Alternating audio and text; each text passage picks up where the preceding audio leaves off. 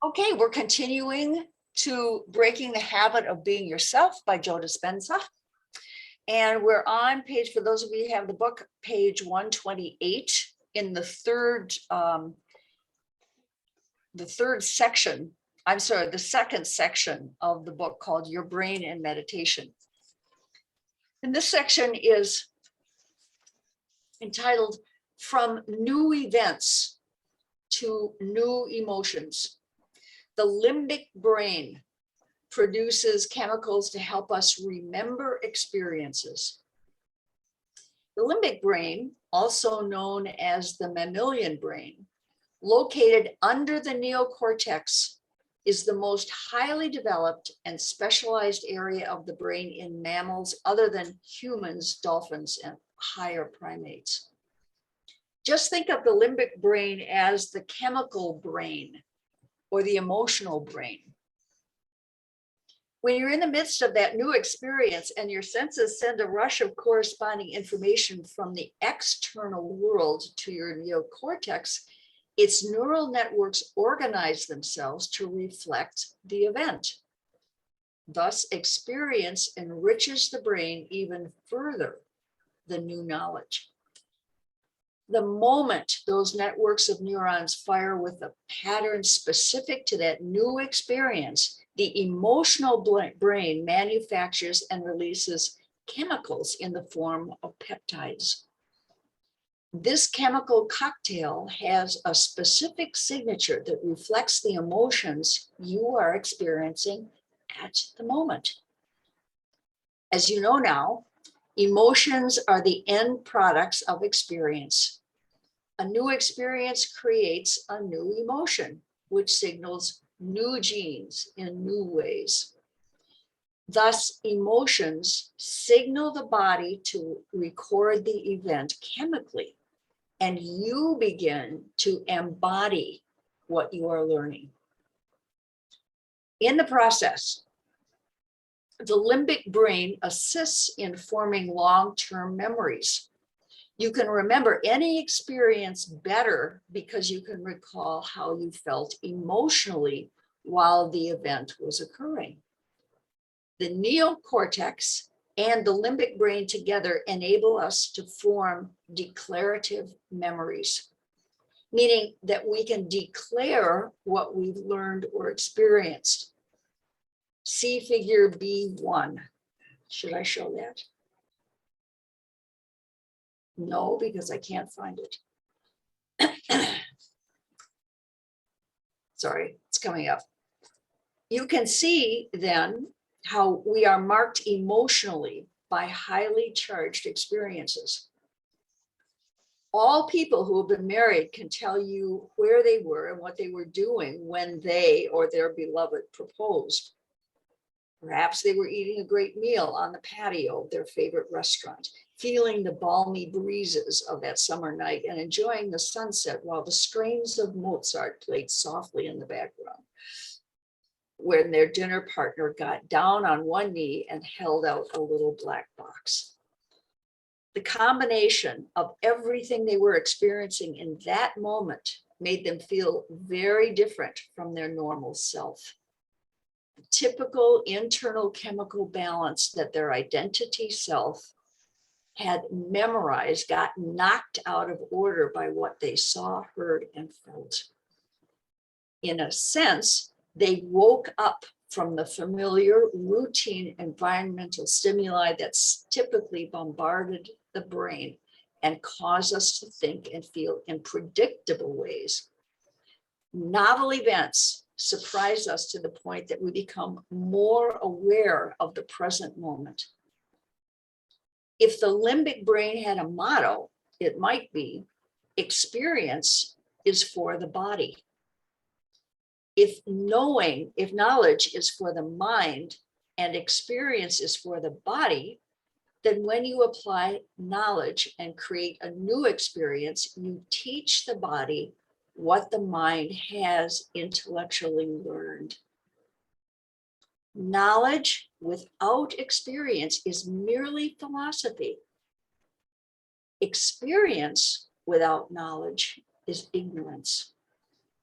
There's a progression that has to take place. You have to take knowledge and live it, embrace it emotionally. If you're still with me, as I've been discussing how to change your life, you've learned about gaining knowledge and then taking action to have a new experience, which produces a new feeling. Next, you'll have to memorize that feeling and move what you've learned from the conscious mind to the subconscious mind. You've already got the hardware to do that in the third brain area. We'll discuss. Should we stop just a second? From thinking and doing to being, the cerebellum stores habitual thoughts, attitudes, and behaviors. Do you remember my talking about the common experience when we can't consciously remember a phone number, ATM PIN, or look combination, but we've practiced it? It's so often that the body knows better than the brain and our fingers automatically get the job done. That may seem like a small thing, but when the body knows equal to or better than the conscious mind, when you can repeat an experience at will without much conscious effort, then you have memorized the action, behavior, attitude, or emotional reaction until it has become a skill or a habit. When you reach this level of ability, you have moved into a state of being. In the process, you have activated the third brain area that plays a major role in changing your life, the cerebellum, seat of the subconscious. The most active part of the brain, the cerebellum, is located at the back of the skull. Think of it as the brain's microprocessor and memory center. Every neuron in the cerebellum has the potential to connect with at least 200,000 and up to 1 million other cells to process balance, coordination, awareness of the spatial relation of body parts, and execution of controlled movements. The cerebellum stores certain types of simple actions and skills, along with hardwired attitudes, emotional reactions, repeated actions, habits, conditioned behaviors, and unconscious reflexes and skills that we have mastered and memorized. Possessing amazing memory storage, it easily downloads various forms of learned information into programmed states of mind and body. When you are in a state of being, you begin to memorize a new neurochemical self. That's when the cerebellum takes over, making that new state an implicit part of your subconscious programming. The cerebellum is the site of non-declarative declarative memories, meaning that you've done or practiced something so many times that it becomes second nature, and you don't have to think about it. It's become so automatic that it's hard to declare or describe how you do it. When that happens, you will arrive at a point when happiness, or whatever attitude, behavior, skill, or trait you've been focusing on and rehearsing mentally or physically, will become an innately memorized program of the new self. Let's use a true-to-life example to take a practical look at how these three brains take us from thinking to doing to being. First, we'll see how through conscious mental rehearsal, the thinking brain, neocortex, uses knowledge to activate new circuits in new ways and to make a new mind. Then our thought creates an experience, and we are the emotional limbic brain that produces a new emotion. Our thinking and feeling brains condition the body to a new mind. Finally, If we reach the point where mind and body are working as one, the cerebellum enables us to memorize a new neurochemical self. And our new state of being is now an innate program in our subconscious. The real-life example of the three brains in action. As a practical look into these ideas, suppose that you recently read a few thought-provoking books about compassion, including one written by the Dalai Lama, a biography of Mother Teresa, and an account of the work of Saint Francis of Assisi. This knowledge allowed you to think outside the box. Reading this material would have forged new synaptic connections in your thinking brain. Essentially, you learned about the philosophy of compassion through other people's experiences, not yours. Moreover, you've sustained those neural connections by reviewing what you learned on a daily basis. You're so enthusiastic that you are solving all of your friends' problems by offering advice and holding court. You have become the great philosopher. Intellectually, you know your stuff. As you're driving home as you're driving home from work, your spouse calls to say that you've been invited to dinner with your mother-in-law in 3 days. You pull off the road and already you are thinking about how you have disliked your MIL intensely ever since she hurt your feelings 10 years ago. Soon you've got a mental laundry list. You never liked her opinionated way of talking, how she interrupts others, how she smells, even how she cooks. Whenever you're around her, your heart races, your jaw tightens, your face and body are tense, you feel jittery, and you just want to jump up and leave. Still sitting in your car, you remember those books on the philosophy of compassion, and you think about what you learned theoretically. It occurs to you, maybe if I try to apply what I read in those books, I might have a new experience of my mother-in-law. What did I learn that I can personalize to change the outcome of this dinner? When you contemplate applying that understanding with your mother-in-law, something wonderful begins to happen. You decide not to react to her with your typical set of automatic programs. Instead, you begin to think about who you no longer want to be and who you want to be instead. You ask yourself, how do I not want to feel and how am I not going to act when I see her? Your frontal lobe begins to cool off, the neural circuits that are connected to the old you. You're starting to unwire a prune away that old you from functioning as an identity. You could say that because your brain isn't firing in the same way, you're no longer creating the same mind. Then you review what those books said to help you plan how you want to think, feel, and act towards your mother-in-law. You ask yourself, how can I modify my behavior, my actions, and my reactions so my new experience leads to a new feeling? So you picture yourself greeting and hugging her, asking her questions about things you know she is interested in, and complimenting her on her new hairdo or glasses.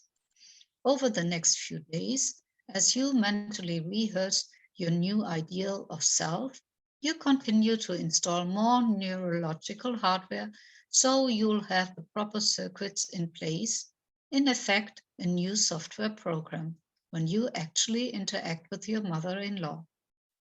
For most of us, To go from thinking to doing is like inspiring snails to pick up the pace. We want to stay in the intellectual, philosophical realm of our reality. We like to identify with the memorized, recognizable feeling of our familiar self. Instead, by surrendering old thought patterns, interrupting habitual emotional reactions, and foregoing knee-jerk behaviors, then planning and rehearsing new ways of being, you are putting yourself into the equation of that knowledge you learned and beginning to create a new mind. You are reminding yourself who you want to be, but there is another step that we must address here. What happened as you began to observe your old personality self related to the familiar thoughts, habitual behaviors, and memorized emotions that you previously connected with your mother-in-law? In a way, you were going into the operating system of the subconscious mind, where those programs exist, and you are the observer of those programs when you can become aware of or notice who you are being.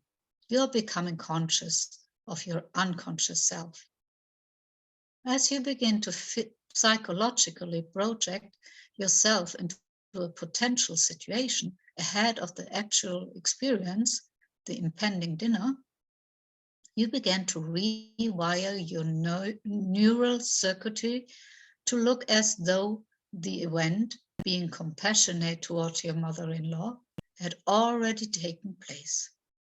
Once those new neural networks begin to fire in unison, your brain created a picture, vision, model, or what I will call a hologram, a multidimensional image representing the ideal self that you were focused on being. The instant this happened, you made what you were thinking about more real than anything else. Your brain captured the thought as the experience and upscaled its gray matter to look as though the experience had already occurred. Embodying knowledge through. This section is called Embodying Knowledge Through Experience. Teaching the body what the mind has learned. Soon it's game time, and you find yourself sitting at dinner face to face with good old mom. Instead of knee-jerking when her typical behaviors manifest, you stay conscious. Remember what you learned and decide to try it out. Rather than judging, attacking, or feeling animosity toward her, you do something completely different for you. Like the books encourage, you stay in the present moment, you open your heart and really listen to what she's saying.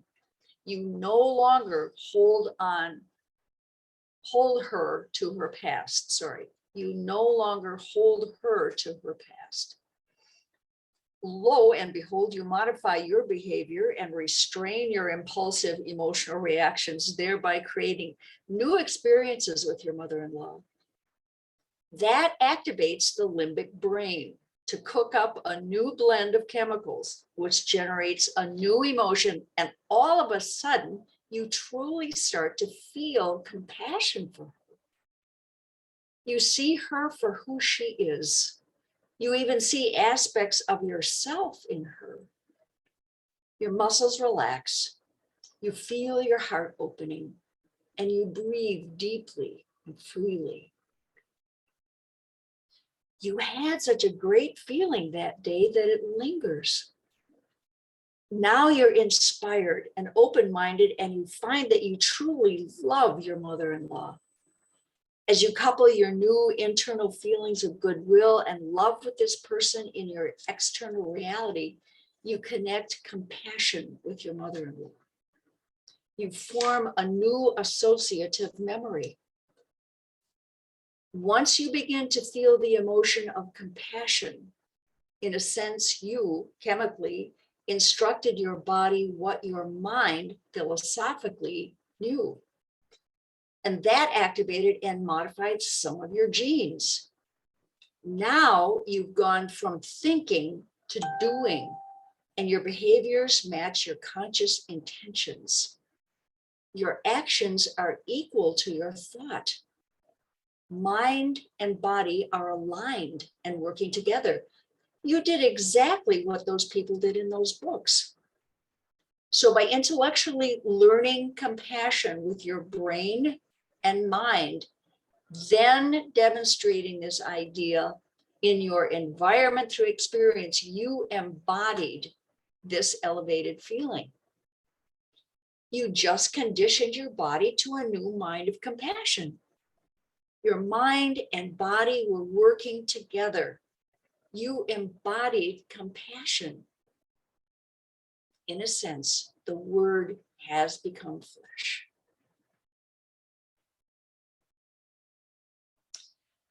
Two brains have taken you from thinking to doing, but can you create a state of being? From your efforts to embody compassion, you now have your neocortex and limbic brain working together. You're out of the box of the familiar, habitual, memorized self, which operates within a set of automatic programs, and you're in a new thinking and feeling cycle. You have experienced how compassion feels, and you like it better than the covert hostility, rejection, and suppressed anger. Hold on, though. You are not yet ready for sainthood. It's not enough to have mind and body working together one time. That got you from thinking to doing, but can you reproduce that feeling of compassion at will? Can you repeatedly embody compassion independent of conditions in your environment so that no person or situation could ever create that old state of being in you again? If not, you haven't yet mastered compassion. My definition of mastery is that our internal chemical state is greater than anything in our external world. You're a master when you've conditioned yourself with chosen thoughts and feelings. You've memorized desired emotional chemical states, and nothing in your external life deters you from your aims. No person, no thing, and no experience at any time or place should disrupt your internal chemical coherence. You can think, act, and feel differently whenever you choose. Phil, would you like to read this part? Next little bit. If you can master suffering, you can just as easily master joy. Yeah, I think there we stopped last time. Yeah. If you can master suffering, you can just as easily master joy. You probably know someone who has mastered suffering, right? So you call her and ask, how are you? So. Listen, I am going to go out with some friends to a new art gallery and then eat at this restaurant that has really healthy desserts. Desserts? Desserts. Okay. Desserts. It seemed the other one. Afterward, we are going to listen to some live music. Would you like to come with us? No, I don't feel like it. But if she said what she actually meant, she'd say, I've memorized this emotional state and nothing in my environment, no person, no experience, no condition, no thing is going to move me from my internal chemical state of suffering. It feels better to be in pain than to let go and be happy. I'm enjoying my addiction for now, And all these things that you want to do might distract me from my emotional dependency. But guess what? We can just as easily master an internal chemical state such as joy or compassion. I'm going to stop this just a moment. In the preceding example with your mother-in-law, if you practiced your thoughts, behaviors, and feelings enough time, being compassionate would become rather natural. You would evolve from just thinking about doing it to doing something about it, to being it. Being means that it's easy, natural, second nature, routine, and unconscious. Compassion and love would be as automatic and familiar to you as those self-limiting emotions you just changed. So now you need to replicate this experience of thinking, feeling, and acting out of compassion. If you do, you will break the addiction of your past emotional state and neurochemically condition your body and mind to memorize the internal chemical state called compassion better than your conscious mind. Ultimately, if you repeatedly recreate the experience of compassion at will, practicing it independent of any circumstance in your life, your body would become the mind of compassion. You would memorize compassion so well that nothing from your outside world could move you from this state of being. Oh, lots of pictures coming up. Now, all three brains are working together, and you are biologically, neurochemically, and genetically in a state of compassion. When compassion becomes unconditionally ordinary and familiar for you, you have progressed from knowledge to experience to wisdom. I am not sure. So, who has access to the pictures? Me? You do. Kate, so Kate doesn't. I'm wondering, I'm trying to figure out how to talk about this without just talking. Kate, are pictures important to you? Are they helpful? It doesn't matter either way. Just work with whatever you have. Okay. Because like I said, I've listened to this book multiple times, so I know the material. It's more about so I know the material, and I'm just working more on making it more integrated.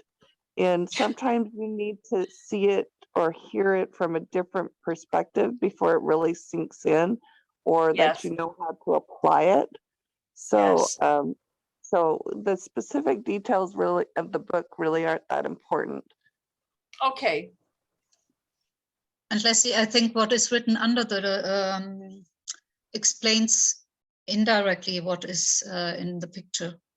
So you can read there. So under memory systems, it says declarative and non-declarative memories. So non-declarative is this automatic thing. They talked about skills, hobbies, etc. And whereas, I see, this is just a recap exactly of what we've just read. And declarative comes from knowledge and experience, both thought and body. And it's directly written under the picture. There are two memory systems in the brain. The first system is called declarative or explicit memories. And you can go there if you want to read this, so we can know what is in the picture. Okay, well, under declarative, they have the thinking and feeling. Oh no, that all goes this way. That's why, Villa, I was saying that I was going to have trouble explaining. this. Yeah, yeah. But if you go to the other side, you have both. It's This one. explained. Yeah, this one, and you take the 2 paragraphs. Okay. The first Okay. system is called Declarative or Explicit Memories. Yeah. Okay. I will start the recording again. Oh, it's still recording. Nice going, Yeah. Lois. Okay. 2 memory systems in the brain. The first system is called declarative or explicit memories. When we remember and can declare what we have learned and experienced, these are declarative memories. There are 2 types of declarative memories: knowledge, semantic memories derived from philosophical knowledge, and experience, episodic memories derived from sensory experiences, identified as events in our lives with particular people, animals, or objects while we were doing or witnessing a certain thing at a particular time and place. Episodic memories tend to imprint longer in the brain and body than semantic memories. The second memory system is called non-declarative or implicit memories. When we practice something so many times that it's become second nature, we no longer have to think about it. It's like we almost can't declare how we do it. The body and mind are one. This is the seat of our skills, habits, automatic behaviors, associative memories, unconscious attitudes, and emotional reactions. So under the headings, knowledge plus experience equals wisdom, the learning part, learning, knowledge, philosophy, to thinking,